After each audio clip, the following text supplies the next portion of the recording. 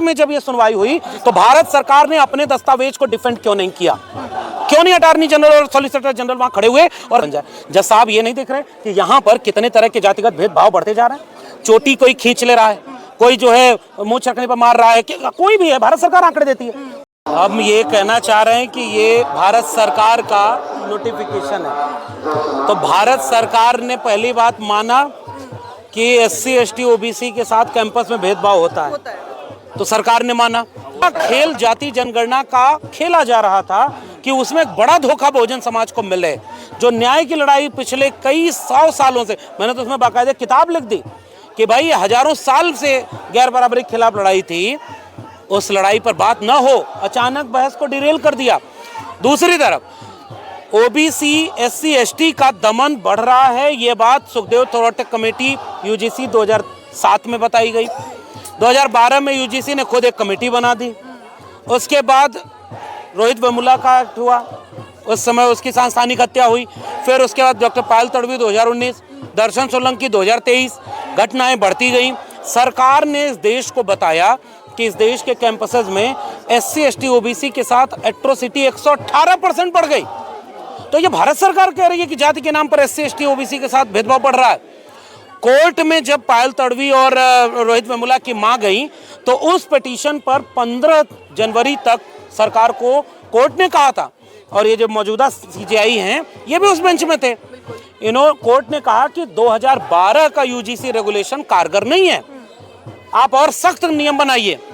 और 15 जनवरी इसकी डेट थी, और इस गजट नोटिफिकेशन पे डेट क्या लिखी हुई है? 13 जनवरी। हड़बड़ी में बनाया गया। कोर्ट में जाकर के क्योंकि कोर्ट सख्त हो रहा था, पूछ रहा था कि भाई आपने अब तक क्या कदम उठाए ये बताइए। तो ये साजिश रची गई। एक अच्छा दिखने वाला समता समिति का प्रावधान भाजपा की साजिश की भेंट चढ़ गया।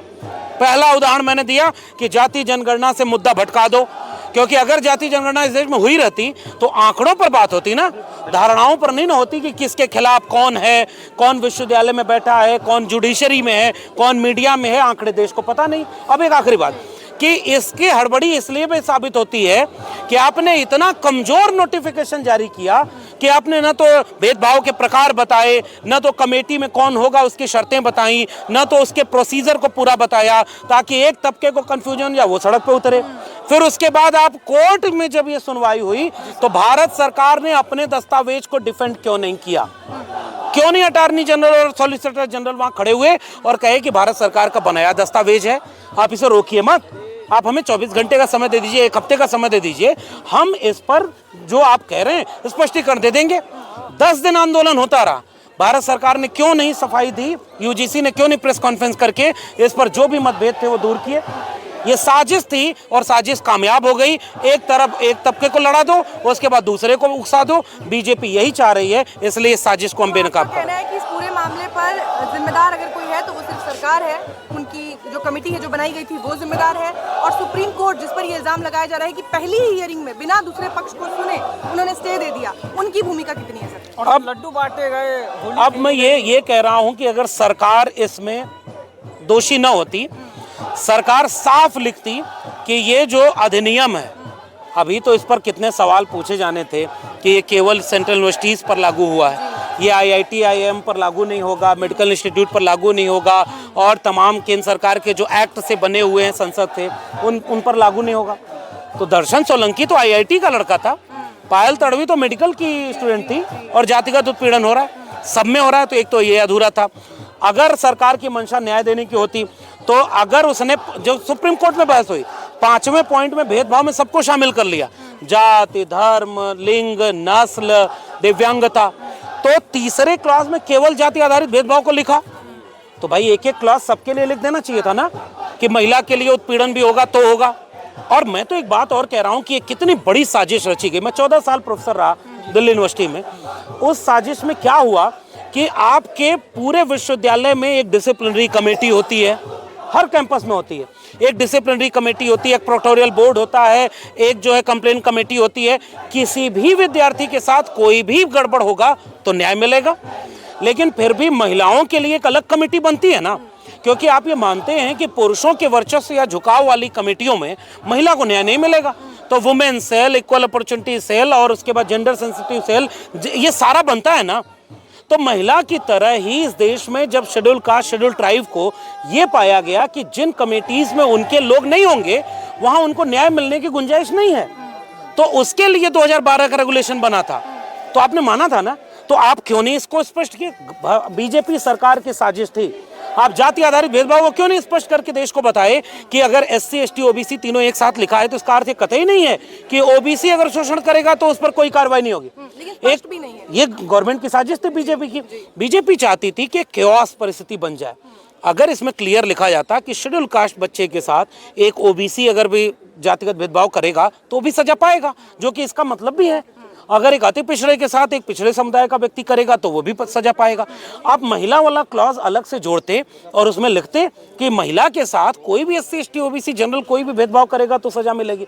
ये आपने इतना स्पष्ट बनाया ही इसलिए कि समाज में तनाव फैले, न्याय किसी को न मिले, समता किसी को न मिले। और एक बहुत बड़ी उम्मीद मंडल आंदोलन के बाद कि कैंपस कम से कम कास्ट न्यूट्रल हो, उसको बीजेपी ने अपनी साजिश से धराशायी कर दिया है। तो मतलब कुल मिलाकर आप ये कहना चाहते हैं कि सवर्ण वर्ग जो विरोध कर रहा था उनको इस विरोध का आधार दिया गया था और इस आधार पर ही वो विरोध कर रहे थे। उसका आधार तो एससी, एसटी, ओबीसी को भी उन्होंने दे दिया है। अब तो अब कल को वो समाज अगर उतर जाए सड़क पर तो क्या करेंगे?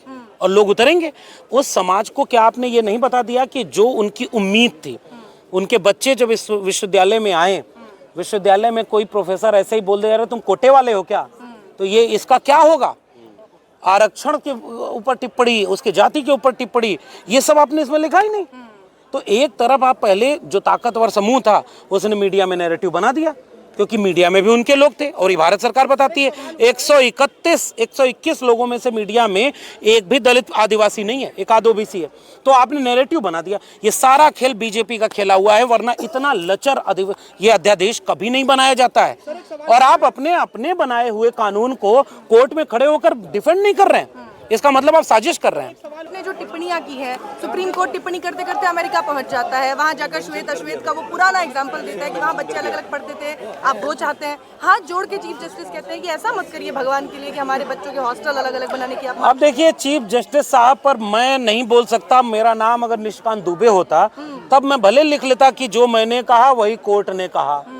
मेरा नाम तो वो नहीं है, मैं तो अभी कुछ बोलूंगा तो कंडेम्ड ऑफ कोर्ट हो जाएगा। लेकिन मैं ये सवाल पूछना चाहता हूं कि यही माननीय चीफ जस्टिस ऑफ इंडिया थे जो उस समय उस बेंच में थे, और आपने कहा था कि अन्याय बढ़ रहा है, 2012 की कमेटी अच्छी नहीं है। तब आपको नहीं पता था कि भारत पीछे जा रहा है क्या आगे? रोहित वेमुला किसकी वजह से सांस्थानिक हत्या हुई? और आज भी देश के विश्वविद्यालयों में जो हो रहा है वो तो बढ़ता है। मैंने प्रोफेसर की डायरी लिख करके बाकायदे की बात बताई है, मैंने वो किताब रोहित वेमुला को समर्पित की थी। एक अच्छी मंशा से न्याय होने की बात होती। जज साहब कह रहे हैं कि अमेरिका जैसा माहौल न बन जाए। जज कोई जो है मुंह छरकने पर मार रहा है, कोई भी है, भारत सरकार आंकड़े देती है। उत्तर प्रदेश जैसे इसमें नंबर 1 है एससी, एसटी, ओबीसी पर अत्याचार में, महिलाओं पर अत्याचार में। तो जज साहब कहाँ की बात कर रहे थे? जज साहब कह रहे हैं अंतरजातीय विवाह होने लगे हैं, कैंपस हॉस्टल बनाने का प्रावधान कहाँ लिखा है इसमें बता दें? इसमें कहां पर लिखा था कि हॉस्टल बनाने का प्रावधान? और एक बात मैं बता दूं पूरे बहुजन समाज से, जिस तर्क से कोर्ट में यह बात की गई कि कास्ट बेस्ड डिस्क्रिमिनेशन वाला क्लॉज आर्टिकल 14, आर्टिकल 15 का विरोध करता है, तो अगर ये रद्द हो गया न्यायपालिका में, भी तो 2 महीने का समय है, सरकार देखना है क्या करेगी। कल को ये कह देंगे कि एससी, एसटी, ओबीसी को मिलने वाला आरक्षण भी तो भेदभाव पर है, क्योंकि जाति के आधार पर सवर्ण को आरक्षण नहीं मिलता। मंडल कमीशन की रिपोर्ट कहती है कि समानता केवल समान लोगों में हो सकती है, असमान लोगों के लिए समान नीति बनाना, असमानता को स्थिरता प्रदान करना है। तो जो लॉजिक इसमें दिए जा रहे हैं, आप कह रहे हैं अंतरजातीय विवाह हो रहा है, तो अभी अंतरजातीय विवाह में पिछले 1 साल में आप देख लीजिए कितनी जगह पे ऑनर किलिंग हो गई। जो सब कहाँ खड़े, 5% से भी ज्यादा अंतरजातीय विवाह है।